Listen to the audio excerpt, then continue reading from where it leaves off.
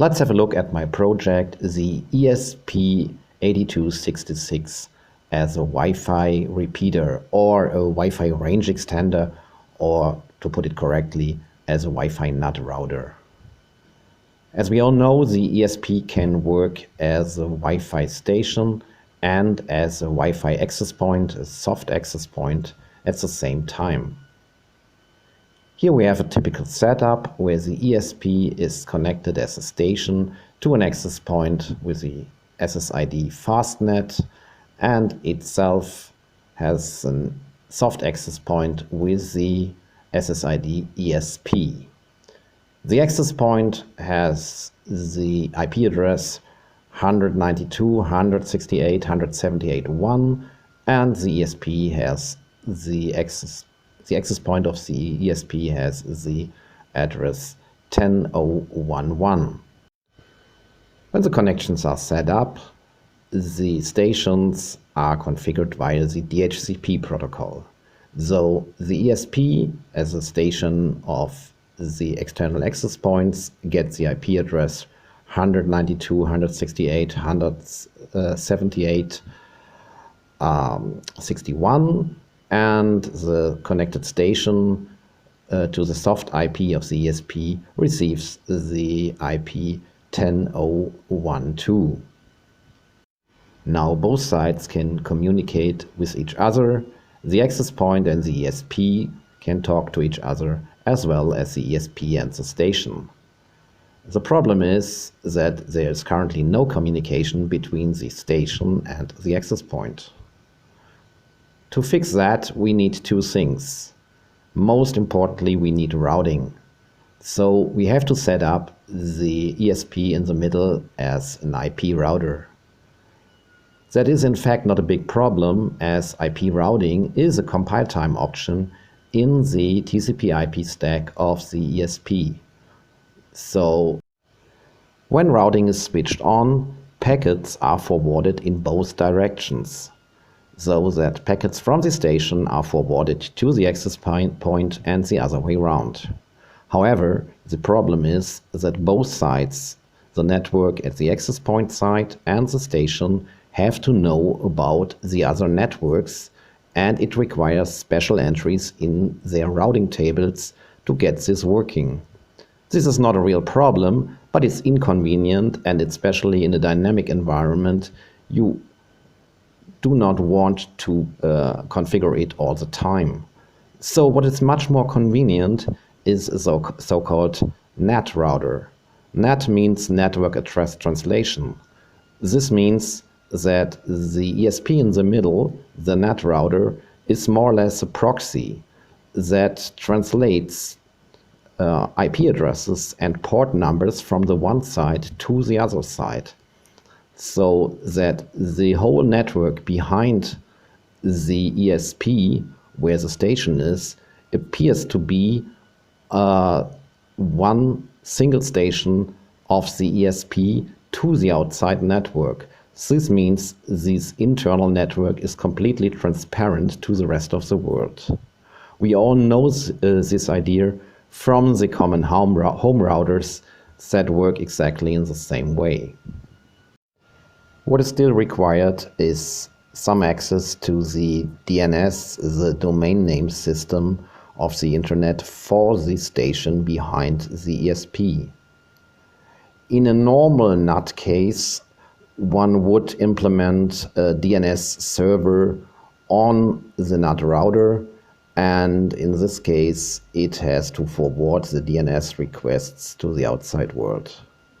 Here we know about a DNS server, which is on the access point, so it is easier to distribute the IP address of that server to all the stations as DNS responder, so that all DNS requests are passed through the ESP and right to the access point. This is also completely transparent to all applications and the network configuration, and it's distributed via DHCP. As a special feature, our NAT router has a monitoring capability, which means we can set up a special TCP port that mirrors all the traffic between the ESP and the stations to an external monitor. This monitor should be located in the external network, otherwise it would observe its own network traffic, which of course ends in an endless loop. So here we have put the monitor in the external network, and it receives all the traffic between the ESP and all its stations in real time via the TCP connection in PCAP format. PCAP format is used by common tools like the Wireshark, and it's easy to analyze and filter traffic afterwards once you have it stored in this format. Of course, this setup is security sensitive, as you can monitor all the traffic that your or other stations might have via the access point. And this is why it's a useful debugging tool for many cases where you don't have access to the network traffic. Just put an ESP in between, use the monitoring capability, and you can intercept and observe all the packets that go in and out, for example, your smartphone, your IoT device, or even your laptop. Now let's have a look at the real hardware. Here we have my development board connected via serial, but only for flashing and for power supply. Configuration can be done wirelessly. We connect to the default SSID of the ESP, which is the MyAP, and then we can connect to the console via telnet to the port 777, and we'll get a command line interface where we can look at the current configuration. This is the default configuration with the SSID and password set to more or less nonsense values. We can reconfigure it using the command line set SSID, set password, and we can also reconfigure the AP parameters, in our case the proposed ESP as SSID and another more or less stupid password. Actually, I've forgotten here to set the open to 0, so this will still be an open SSID, but for demo purposes this is okay.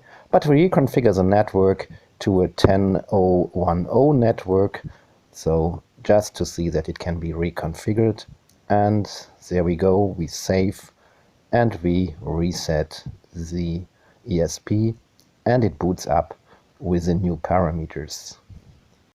I've built several prototypes. You have seen the one on the ESP12, but of course it also works on an ESP1, as it doesn't need much more than a serial connection for flashing and for debugging perhaps, and one LED as status LED.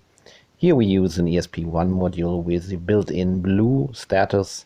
We connect it to a power bank, and this works for several hours now. Now the LED is blue, and as soon as it starts blinking, it has the uplink. Now it's connected to the uplink AP, and it's ready for connection for stations. Here we have another prototype. It uses a battery, and it has an external yellow status LED. We also plug in here ESP1 module. We switch it on, the LED is shining, and now we wait for that it's already blinking, and it has uplink, and it's ready to go. And now we want to have a look on the monitoring feature of the ESP repeater.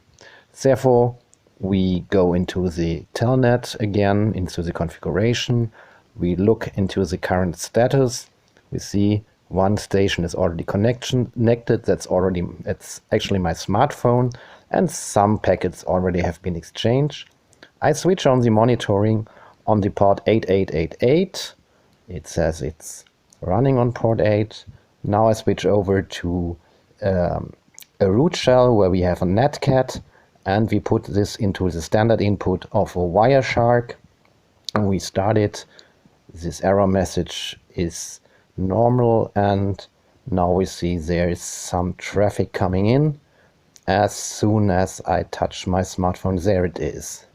You see the packets displayed in real time, and actually it comes in even more traffic if I open an app with it's a weather app. It shows the current weather and lots of advertisements. And now, for example, you can use this monitoring feature to figure out to whom your application is talking all the time. So I pick a DNS packet and I set a filter on DNS. It's the port 53, and I filter out all DNS requests. And here we go. We have all the DNS requests of the last seconds, and there you see all the sites that my app is connecting just to get a little bit of weather information. This is a nice application of my ESP repeater.